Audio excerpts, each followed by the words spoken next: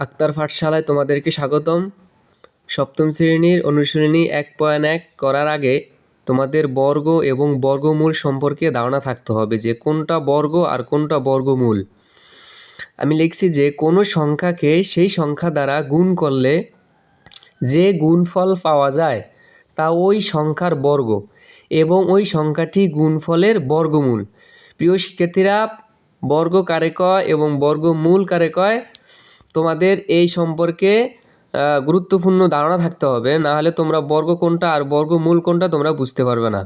আশা করি এই ভিডিওর মাধ্যমে তোমরা বুঝতে পারবা যে বর্গমূল এবং বর্গমূল হচ্ছে প্রদত্ত সংখ্যা, যেটা মূল সংখ্যা। যেমন 1-এর বর্গ, 1 হচ্ছে প্রদত্ত সংখ্যা, এটা হচ্ছে বর্গমূল। আর 1-এর বর্গ হচ্ছে 1। 2-এর বর্গ, 2-এর বর্গ হচ্ছে 4। আর 2-এর বর্গমূল হচ্ছে 2, যেটাকে প্রদত্ত মূল সংখ্যা বলা হয়। মূল সংখ্যাটাই হচ্ছে বর্গমূল।